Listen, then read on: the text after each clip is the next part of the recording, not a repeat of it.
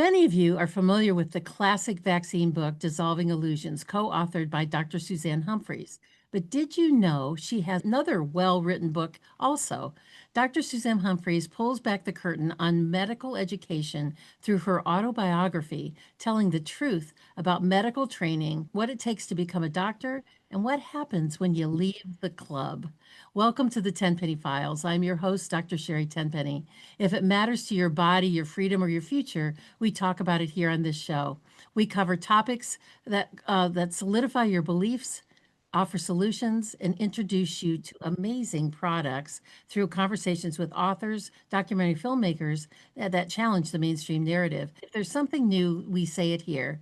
We talk about it every day, something like politics and history, astronomy, archaeology, pets and travel, food, fitness, and farming. And of course, we talk about vaccines and vaccine health and vaccine policy. And once a week, we have conversations with pastors and authors to talk about topics on faith and biblical principles. So join me here every day, Monday through Friday at 3 p.m. Eastern Time on the Tenpenny Files, as we hear from voices who've often been censored, silenced, or ignored.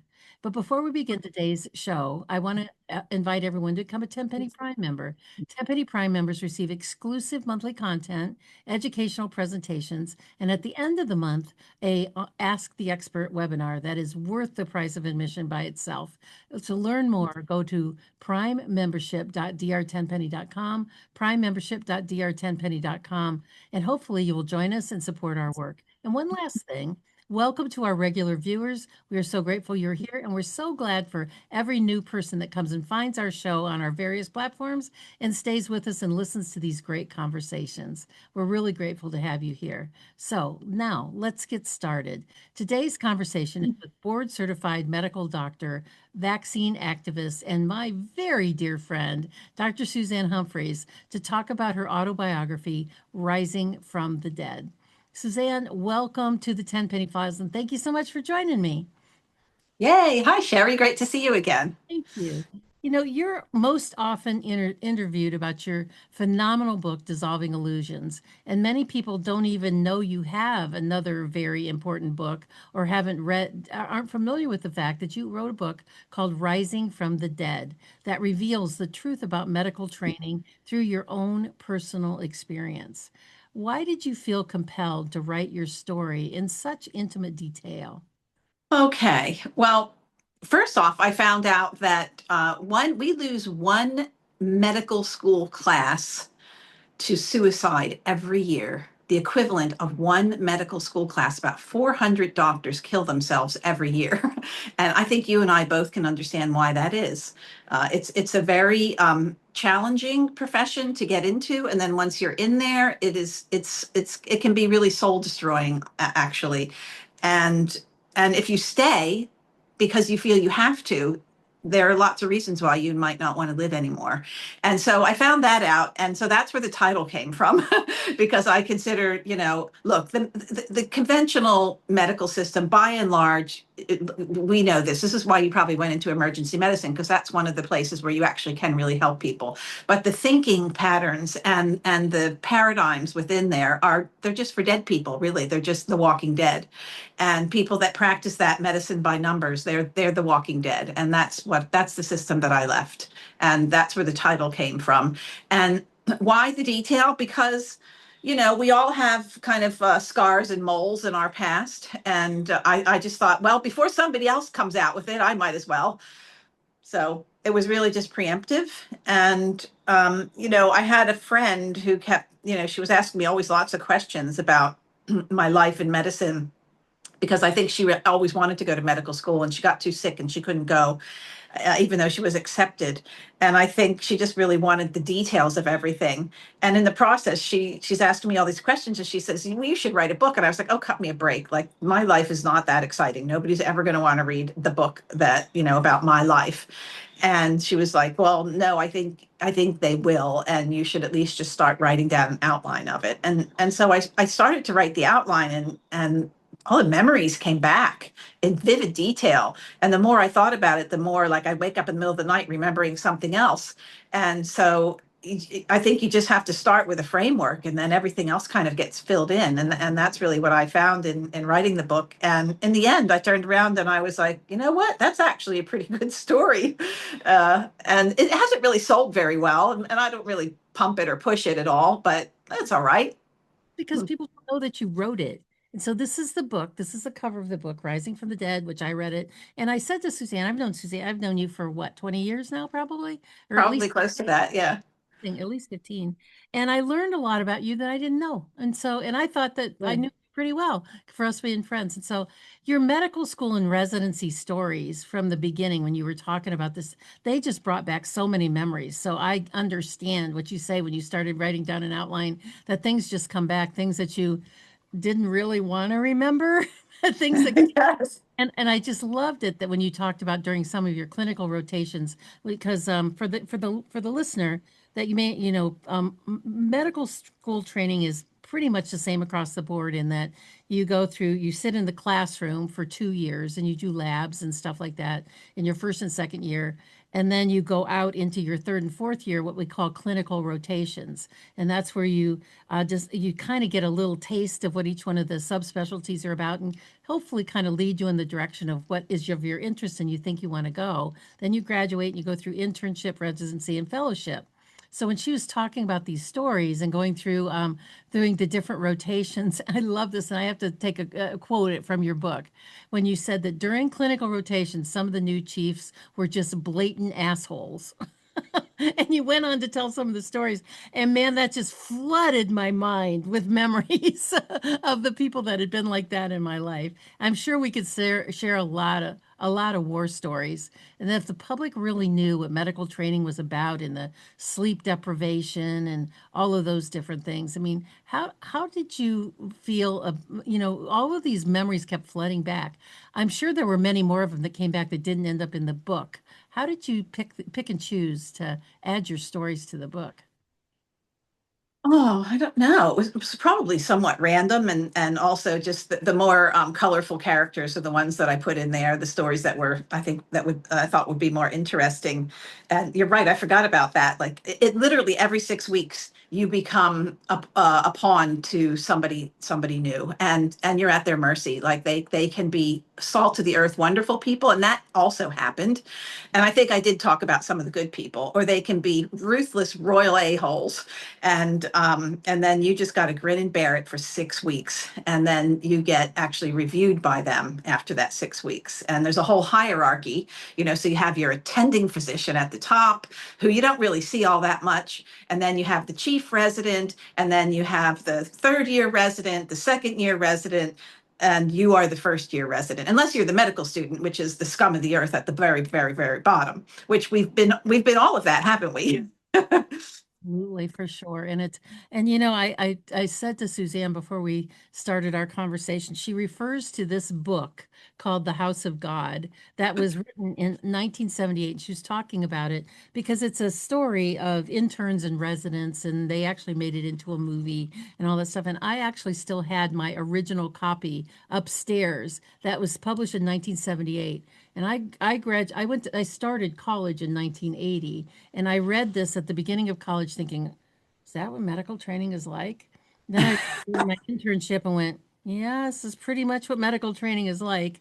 Then I read it after I was out in practice for a couple of years and was like, yep, that was really what it was all about. So for people that really want to know another story, you can find it probably in some used bookstore somewhere called The House of God. It was published in 1978. And so I just thought I'd surprise you with that. It was really kind of fun.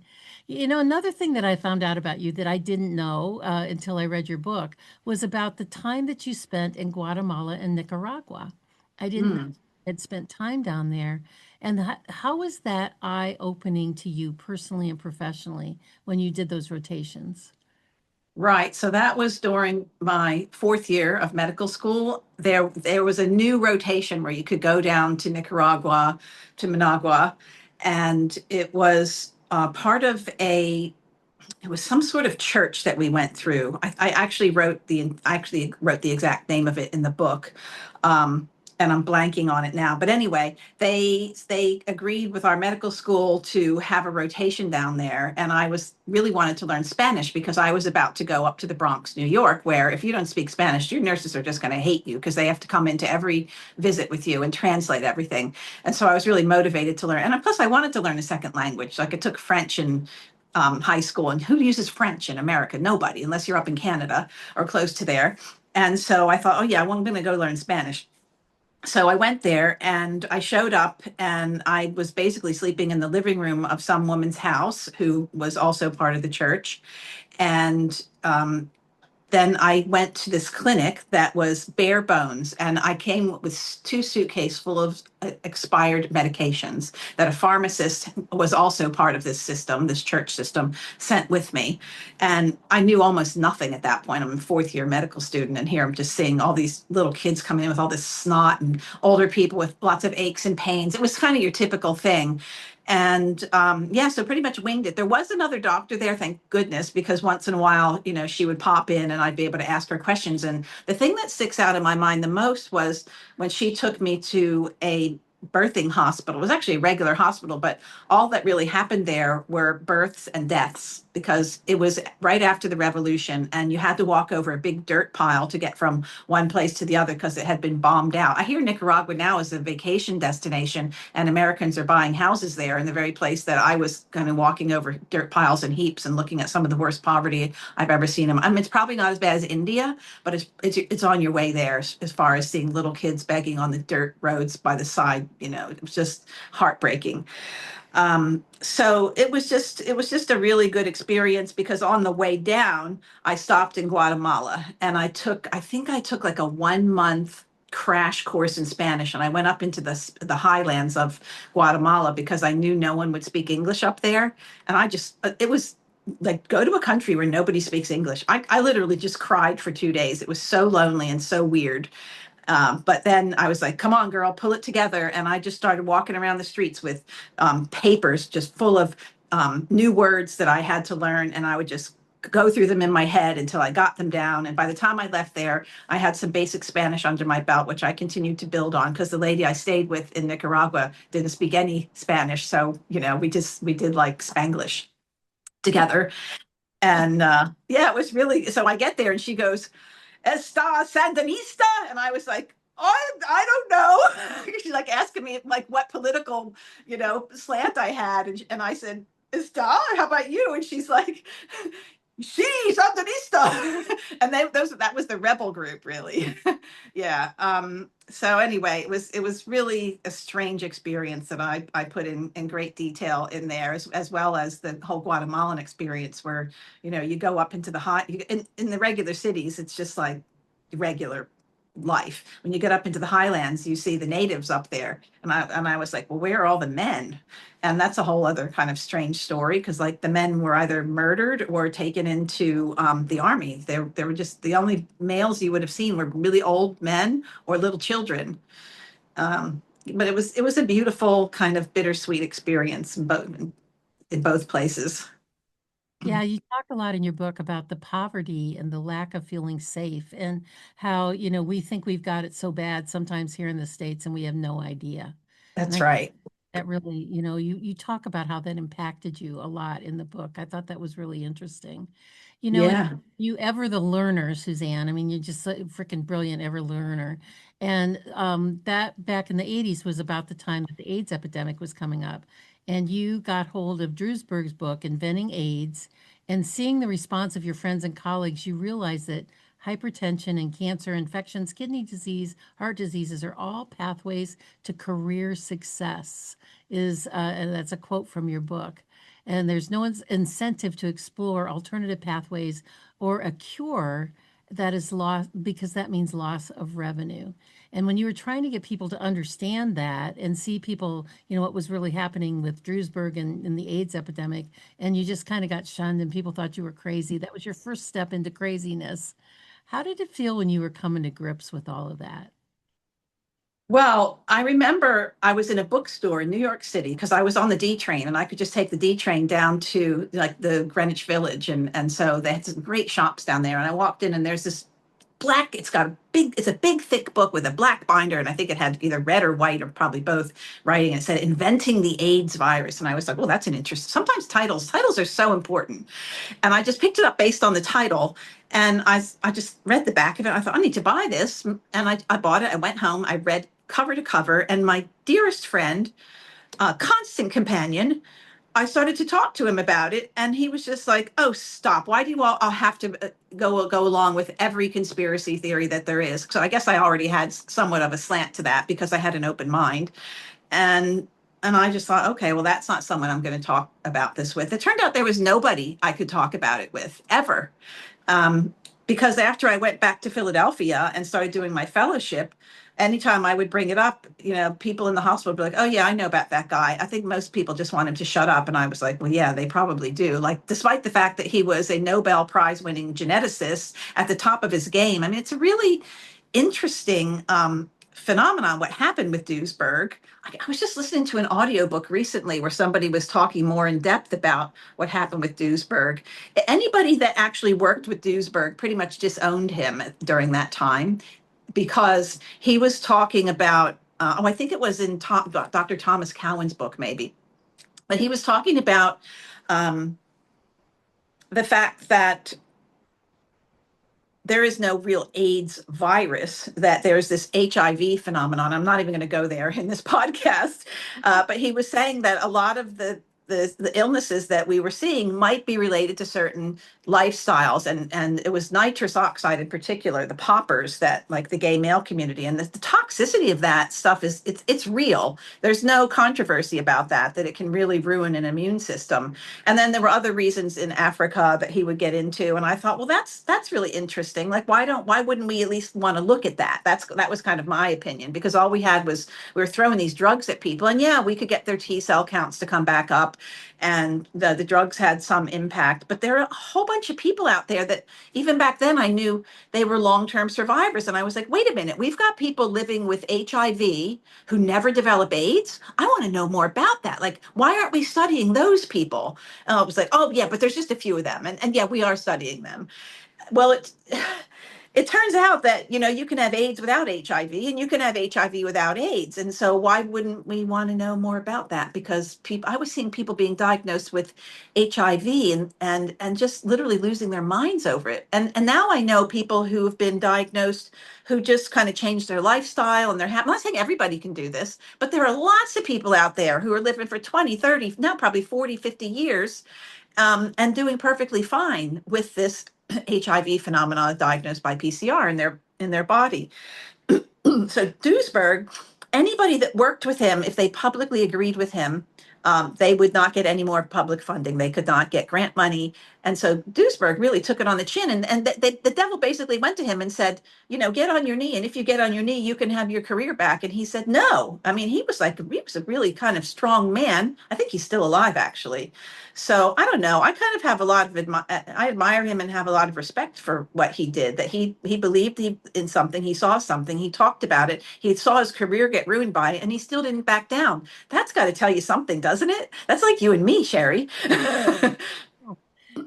It's like once you know what you know and you can identify it and stand on it, you have to stay with it. Even if people try, unless people can convince you otherwise, which, in the work that you and I've done for 20 years now, nobody can convince us otherwise. In this book, Rising from the Dead, you tell lots of stories about abusive doctors.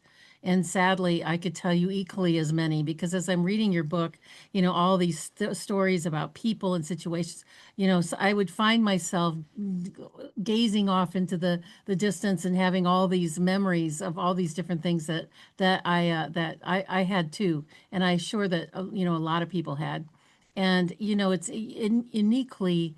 And you said something in the book that I had never given any consideration to before, and that you said that during medical school entrance exams, when you go from college and get accepted into medical school, and then when you get out of medical school and you're accepted into a residency program, that quote, the selection does not require psychological testing to ensure that doctors released on the unsuspecting public are what patients deserve. And I thought that was such a well-written sentence. I wanted to repeat that. And that really hit me because not only you alluded to it at the top of the conversation here about the suicide risk that doctors have, but you also talked about all the abusive doctors and the doctors that just really seem to hate people. And you wondered why they even went into medicine, and they were abusive to their residents, they were abusive to their patients. And that there's no screening for that. And I don't think there is even to this very day. What are your thoughts about that? Yeah, I think it's become even more ubiquitous. I really honestly don't understand what that's all about. But it's not just in medicine. Like I don't know if you've flown the airlines recently, but I feel like the flight attendants are kind of the same way. And I even wrote a letter to United Airlines. I'm like, why do your flight attendants hate us? They're just so disdainful and nasty. They're just automatically ready to hate.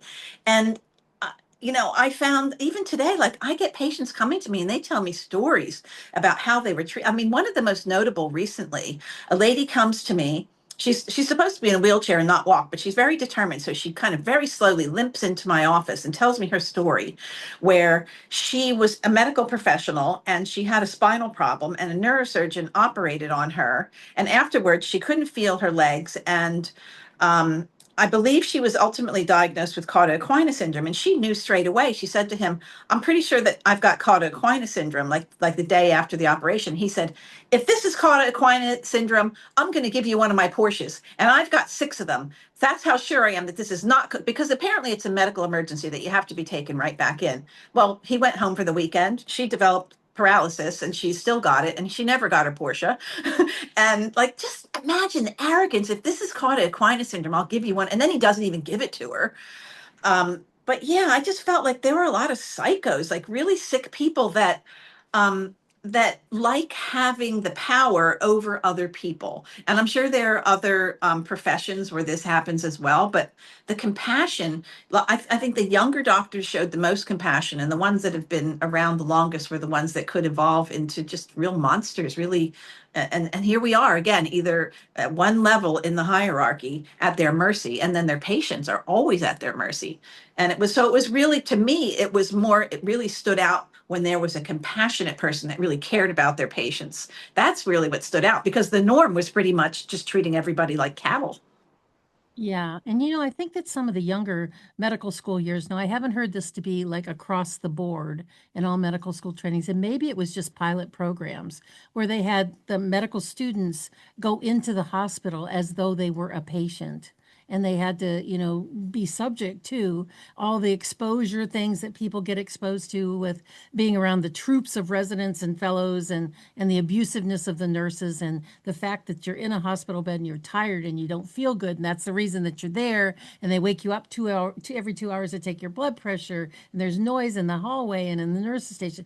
I seriously, I know that you and I've done this for years. I was an ER doc, so I admitted patients. I didn't take care of them in the hospital, but so much of the time you want to get them out as fast as they can. The food's terrible, the lighting is terrible, the smells are bad, the people are abusive, and people think that they're going to go to the hospital to get healed.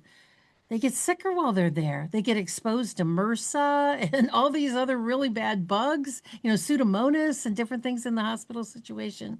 It seems as though that and the fact that the medical professions aren't screened and they aren't even trained in end of life care. I was at a conference in Washington D.C. a few weeks ago, there were panel discussions, and they were talking about um, uh, uh, uh, religious exemptions and religious abusive. The people got abused because they were Christian, the doctors that had gotten abused, and also the fact that they are told that they can't do these things, and they're just being abused for their beliefs. And they were all doctors saying we need to have some other type of compassionate care.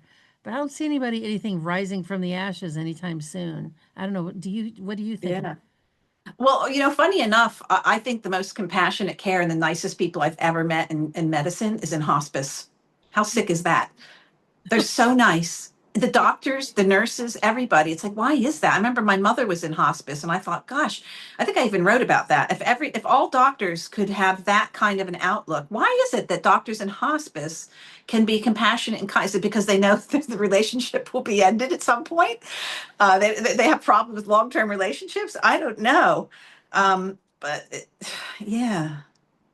No, that was that was the point I was trying to make, and I kind of got off track there about going to that conference. They were talking about how doctors have no training in end of life care. That Mm, the idea is for being a physician, you got to keep people alive at all costs. But are you really keeping them alive? Or are you prolonging death? If people are at that place and you're still doing all these things like putting them on a ventilator and doing this procedure and that procedure and all these things, because if someone dies, it's like a failure. You failed to overcome death somehow. And they have yeah. training and being able to sit down with a family and say, we've done a lot. They've had a good life. There really isn't much else that we can do but make them comfortable. And physicians don't know how to have those conversations. And it's the patients that suffer for that. Definitely. Yeah. I mean, I did get a little bit of that up in my residency in the Bronx, New York, but definitely not during any of the other years of training, which is a funny word that I always think is funny that we use the word training like we're a bunch of monkeys that have to get. It is true though. It's actually true. It's true. And, and then later on in your career, you say, well, I don't know anything about that. I wasn't trained that way. It's like, well, Yeah, I think you have a brain, think you could learn. So, I know. so anyways, this is a good place for us to hold the conversation before we change directions here a little bit. And we take a short break to hear from our sponsors at AmericaOutloud.news. America Out Loud Talk Radio plays the Tenpenny Files on the iHeartRadio network daily, Monday through Friday at 3 p.m. Eastern. And if you've missed any of these great conversations that we've had, and they really have been educational, informative, and they really do give you different perspectives, you can find the Tenpenny Files on Spotify, Pandora, Apple, TuneIn, iTunes, iHeart Virtual Studio, and on my platforms, which I think is the easiest place to find the podcast, is if you go to my website, which is drtenpenny.com, hover over the podcast tab, a window will drop down that says all podcasts. And you can click on all podcasts and you can read about them. You can see the asset. You can see some of the reviews that we have about them. We also have them on my Substack, drtenpenny.substack.com. And we play them on our social media platforms, which is X, Instagram, Rumble, and we started a YouTube channel. And I always laugh every time I say that because I wonder how long the powers that be will allow me this time to have a YouTube channel without taking it down, even though we're just posting these interviews. So because there are so many great books and documentaries and so little time to read and watch in our busy lives, this show is meant to maximize your interest and jumpstart your time. And we got a great message coming up from our sponsor. Please listen closely, support them because they support us. Sit tight. We will be right back. We'll have more with this great conversation with Dr. Suzanne Humphries talking about her autobiography, Rising from the Dead. We'll be right back. Zeolite is a detox spray. We work specifically with a company called Touchstone Essentials. They are an incredible company. We've been working with them now for several years. And zeolite is a mineral that goes through your body like a one-way basket. It will clean out heavy metals such as arsenic and mercury, aluminum, cadmium, and it hooks onto those metals from a one-way perspective. So once it's bound, it goes out through your urine or your stools and doesn't get redeposited in other places. Everybody needs to have a detox product in their life, and this one is so easy to use and it's so safe. You can take it when you're pregnant, you can take it when you're nursing, you can give it to little children, you can even give it to infants, and quite frankly, I give it to my dog. I actually put a little bit of the zeolite in his water because until we all stop living in a toxic world, we all need to get some of those extra toxicities out, the heavy metals, the persistent organic pollutants, the things that are floating through the air, the different things that we come in touch with in our environment. And we are a big fan of zeolite from Touchstone Essentials. We've been a big fan of their products for several years. Go to drtenpenny.com/detox to get your first bottle of zeolite spray for $50 off. Well, only when the government bows to the people will America become great again. This is Malcolm Out Loud here. Join me in pushing back against censorship, my fellow Americans. Right at the top of AmericaOutloud.news are the words, many voices, one freedom, united in the First Amendment. Now is our time, my fellow Americans. AmericaOutloud.news, liberty and justice for all. Well, welcome back, everyone. Today's conversation is with board-certified medical doctor, vaccine activist, and my dear friend of many, many years, Dr. Suzanne Humphries, talking about her autobiography, Rising from the Dead. Let me tell you just a little bit more about our guest today. If you don't know her, which is hard for me to imagine that you don't, you may not. Some people may not know you. So let me tell you people a little bit more about you. Dr. Suzanne Humphries is a medical doctor board certified by the American Board of Internal Medicine in both internal medicine and nephrology, which is taking care of your kidneys. She worked in conventional medical system from 1989 till 2011 when she left her hospital position in good standing. And since that time, Dr. Humphries has been furthering her medical research and education on vaccines, immunity, history, and functional medicine. To learn more, to follow what she does, you can find that at drsuzanne.net. Suzanne, I'm so grateful to have you here today and have this conversation. You know, in your book, one of the things that you talk about is there were 3 cases that you had that were unintentionally they were given the wrong treatment. You know, you got a lab review over the phone, and you were given incorrect numbers and started a therapy, and it really didn't apply. And there were like a couple of those. And what really impressed me about that was how you took ownership of that, and you called up those patients and said, "I was wrong. You know, we're going to discontinue this. We're going to change that." And it's really such a statement of the integrity of the person you are. You didn't try to, blame it on the nurses for reading you the wrong numbers or come up with some excuse for this not happening, and that you took ownership of that. And we all have I think every doctor, if they're honest, they have 1, 2, or 3, or maybe even more patients that they gave the wrong therapy to, or they had a bad outcome, or they were misdiagnosed or something. And taking ownership of that is so it's a lot of responsibility. So I wanted to acknowledge that, and that was part of your book that you talked about in a lot of detail. Right. Yes, you're bringing back all these memories now. Yes, I did. And I remember one, I wrote the prescription wrong for corticosteroid, a guy that had a terrible kidney disease. And there was another one where one of my office assistants phoned me to tell me that there was a positive result on an autoimmune kidney disease, and I prescribed, I think it was like cyclophosphamide, which is a really toxic drug. And then later on, when I went back to look at the chart, I was like, oh no, she misinterpreted what this said. And yeah, so you just look, when it first happens, and you realize at least with me, my blood literally ran cold. I was like, OMG, what am I going to do now? And so you just sit there and you go through all your possible options. And the only one that I could live with was like, let me just talk about this with the person, see what they have to say, and make the best of the situation, because of course, we're all tempted to lie about it, but you know that if you lie about it, it's going to come back to get you, and you're not going to be able to let go of it in your own heart and your own head. So that really wasn't an option when I went through the option list.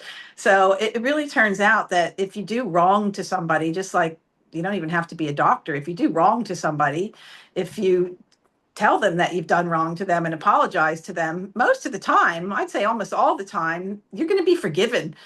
And I was, and it was like I was shockingly forgiven to the point of like I wanted to cry. I couldn't believe how nice these people were when I told them. And since then I've actually learned of, there was another case of somebody I know who accidentally killed a child because they got the decimal point wrong.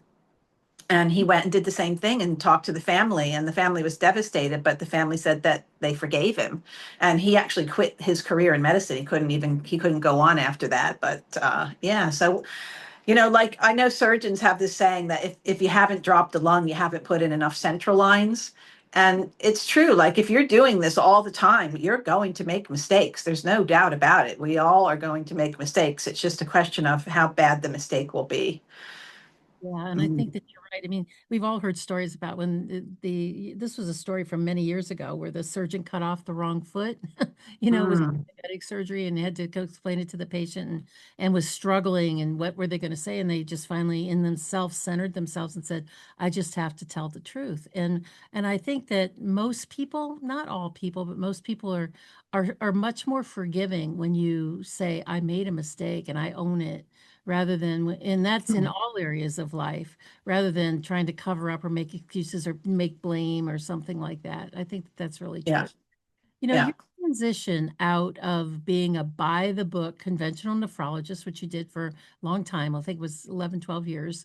It was rather, by reading your story, it wasn't like an overnight decision. It was slow and steady until suddenly it dawned on you one day, and you wrote this in your book. It dawned on me, I was a highly trained agent for the pharmaceutical industry. And I used to call it being a glorified drug rep, that you just Yeah. go one pill from the other to the next. Looking back on that period of time in the transition, what is your perspective to where you are now? Mm. Well, I remember waking up to that right around the time when I got the Duesberg book, because getting back to that was, the cancer industry was already well established. And so I didn't think twice about working in the oncology ward. So AIDS was just kind of evolving in the 1980s when I was in my medical residency in an AIDS hub in Bronx, New York, right? And I remember thinking, if after I finished the book, I thought, wait a minute, if we actually had a cure for AIDS, where would all these egos be? And I'm talking big time egos here. Like, I'm an HIV specialist. And I was like, oh gosh, that's okay.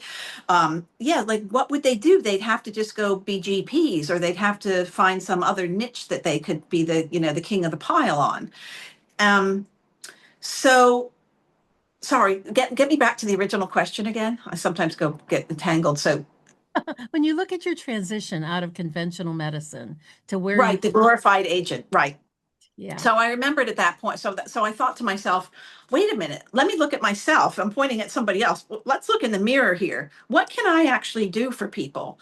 And I remember being envious of surgeons because they can actually do something physically with their hands that makes a huge difference to people. I remember being envious of chiropractors because they can do something with their hands, and even osteopaths when they actually study osteopathy, which we know most of them don't.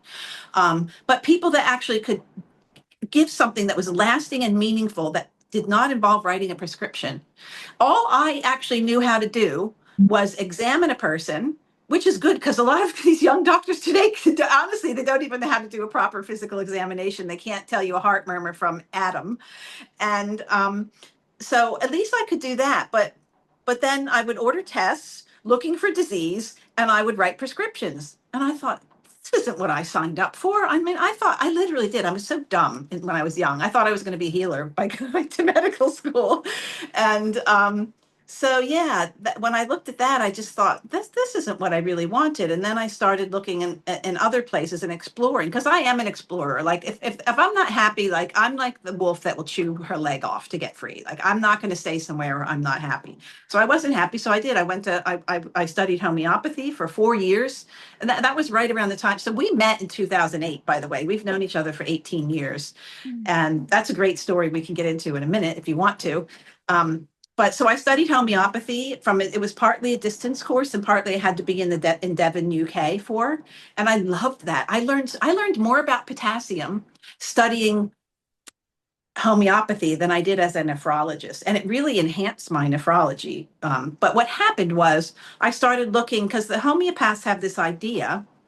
There's a guy named Vithulkas who wrote a book on it, that we have levels of disease, levels of pathology and sickness, and that in the beginning, back when Hahnemann was writing, doing his translations and getting his revelation, is that they're putting coal tar and things on people's skin, and he would see that in sulfur that the skin rash would go away, but then something deeper in the body would happen, and then they would treat that, and then it would get even deeper. And then I started to think about it, and in my practice, while I'm still a nephrologist, I start asking people, like getting a really good history. Well, yeah, when I was younger, I had a skin rash. Well, of course, that would happen after their vaccines, right? They would develop skin rash. Then they would be given a steroid for the skin rash. Then the child would develop asthma and allergies. And then by the time they're an adult, they've got coronary artery disease, hypertension, evolving into kidney failure. And the path, like every single person had this path. The focus is 100% correct. I mean, there are some exceptions, obviously, but that is a very common pathway. And I thought, I've been contributing to this. I've been contributing. I've been treating hypertension like it's a disease, and nobody ever gets better from hypertension because you give them blood pressure pills for the rest of their lives. So yeah, it was a bit of a moment where I had to look in the mirror and see that I was actually not that different. So yeah, I was a glorified pharmaceutical technician. That was definitely not what I wanted to be, and that's what made me go into nephrology, because I thought, if this is all I know how to do, I'm going to be the best at it, and I'm going to give these drugs to people who would die without them. So that was how I came to terms with my own soul, how I could stay in, pay off my loans until I could get out. So that's what I did. And that's, as soon as I paid off my loans, I bolted. So I started to wake up. So because I knew, I didn't have to bow down to anybody anymore. Can you hear that? I he- he- It's raining. It's raining on my roof here, so I don't know if that's going to be a problem. can't hear anything. Nope. Okay, good. So because of that, yeah, I was able to start looking, from a distance, knowing that I had the option to leave. And I wasn't ready to leave when I met you in 2008. I had just started seeing problems with vaccines, and I started doing some research. And here I've come up with this lady named Dr. Sherri Tenpenny, and I started listening to everything you did, every podcast, everything you'd written. I read your book, Saying No to Vaccines. I read Foul, and then I contacted you thinking you wouldn't contact me back, and you did. And we started communicating, and you helped me, because in 2008 I woke up. 2009 I gave my notice. I didn't leave till 2011 because my partners didn't want me to leave, because they would have been stuck with all the work I had to do, that they had to do, my work. And so in that time, that 2 years was not fun. And you were a really good friend to have at that time, because I started writing, I started talking publicly, going on Gary Null. And yeah, so having you to kind of bounce things off of, and you were envious of me because you were already a fully developed anti-vaxxer at that point. You would have gone in that hospital and ripped it up. Well, I was still a baby, kind of learning at that point, and a bit timid. And every time I tried to say something, I was stopped, and trounced on, until I really did get my sea legs on. And then they had to get consultants to argue with me, who made no sense. And that's when I realized that we're dealing with a bunch of naked emperors, and the asylums being run by the lunatics. And I just was out of there. That was it. I never looked back. I have no regrets walking away in 2011, even though I had no plan, no job, had no idea where I was going to go, was literally collecting aluminum cans to put gas in my car while I was working things out and writing my book. I'll never forget that day. I was sitting in my normal place at the back in the day. At that time, I sat on the floor with my back against the couch, and my coffee table was my desk. And I will never forget the minute that I got that first email from you. And because I said to Kevin, you're never going to believe this. I just got an email from an MD nephrologist who's asking me questions about vaccines. I can't believe it. And so that minute, like it was yesterday. Seriously, it was so exciting. And of course, I wrote you right back. I was like so excited that, that sort of started our friendship and our collaboration. And I remember those early days when you were like, how do you put up with this? And all the brutality that they put you through, which included when you talked in your book about when you were leaving your group practice, that you'd been with those guys all that time, and you had been the workhorse. You'd picked up more work than any of the rest of them, and that you even stayed 2 years just until they could find somebody. I think you told me at one point they had to hire two people to replace the amount of work that you did, and then on your goodbye party, they didn't even show up to say goodbye. And I had a similar circumstance my very last day in the ER, is my very last shift there.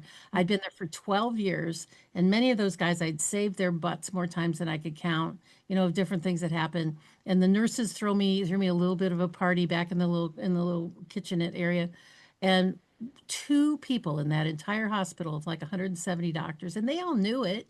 They all knew that that was my last day. Two doctors came down to say, well, good luck in your future. And one of them was an orthopedic surgeon who had been pretty much my best friend in the hospital the whole time I'd been there.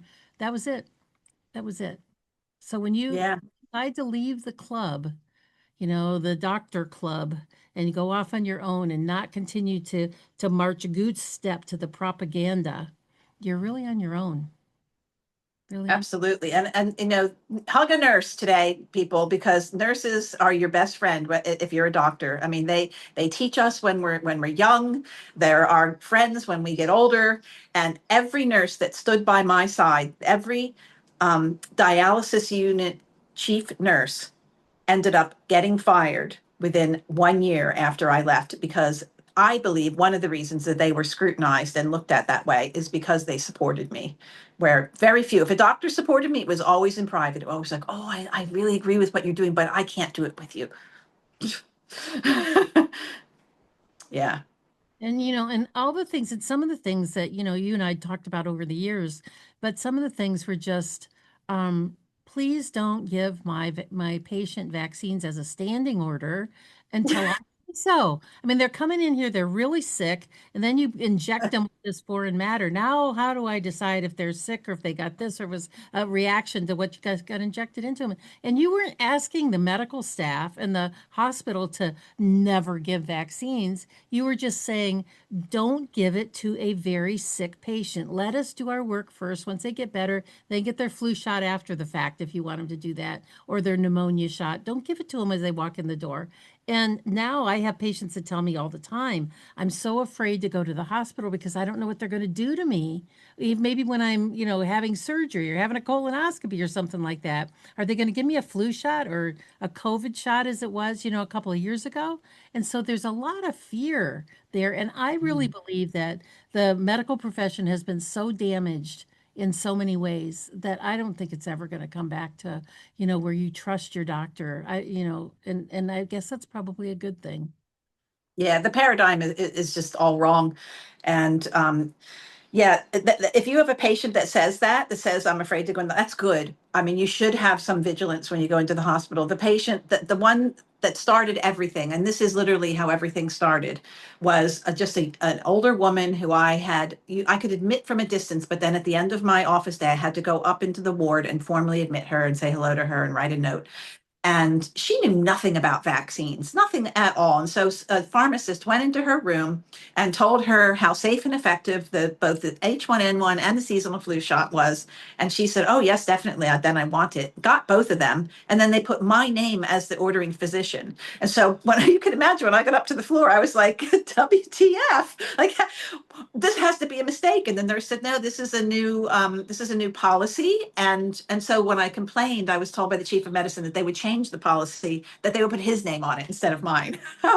And so then I just said, okay, well, the gloves are off. So anyone that I admitted, anyone I consulted on, first thing I did was do not vaccinate. Do you know neurosurgeons have that same order, do not vaccinate? Do you know why? Because they don't want to have to deal with a fever in a patient that they just operated on their brain. And so, and I would use that I would say, look, how come it's okay for them, but it's not okay for me?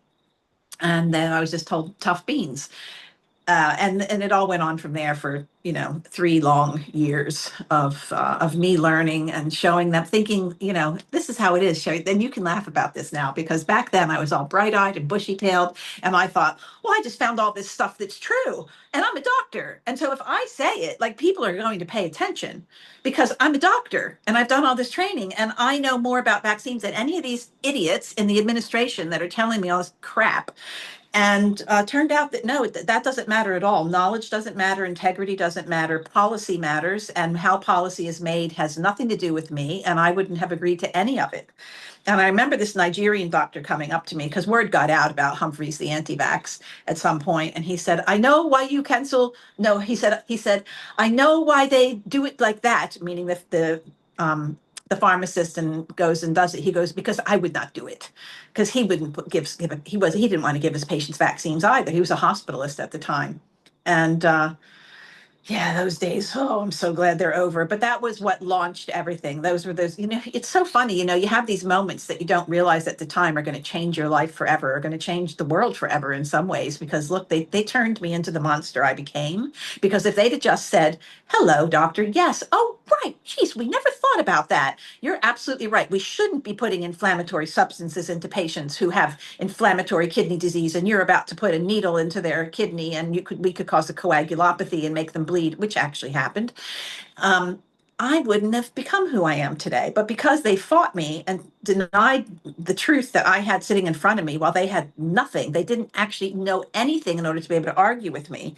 That's what really lit me and set me on fire. And then the more I found, the more, back in those days, we would get a medical article. We'd order it from the library and we'd have to wait for it. When it finally came, it was like, oh, more evidence. This is great. Well, I mean, I think we have influenced a lot of people, and that's why I left, because they tried to convince me to stay and do my own research on the vaccines with kidney failure. I'm like, oh right, you want me to do the job of the pharmaceutical company? F off! No, that's not going to happen. So I left, and I decided to take my message directly to parents, to the public, and I am so glad I did that. And the best thing I can hear from parents is that they weren't sure what to do. They listened to convention, they listened to what I said, and they made their decision. That's all we want. Yeah, the thing that I've been, you and I are such similar paths in so many ways. And after reading through your book and, your book, Rising from the Dead, and I thought I knew you pretty well, but I learned a lot. And I think everybody should, it's really is a telltale about medical education and a little bit of a telltale about Dr. Suzanne Humphries. But, what you've been saying is to like do your own research. And I've been trying to get people to say, for 26 years, I've been saying, just ask what's coming through that needle. Just ask, Mm, just ask, because if they don't know what's in it, they shouldn't be injecting it in your body or in your child's body. If they can't tell right. you what it is, and if you say, well, it's a DPT and polio and hepatitis B, and then you can say, well, when is my baby going to be exposed to all those things at the same time that we have to do that? Just ask some simple questions. You don't need to know this material to the level that Suzanne knows it or that I know it, or you haven't spent 25 years studying it. It's just that ask simple questions. What's coming through that needle? And do I need to get that? That's all you need to Mm. do.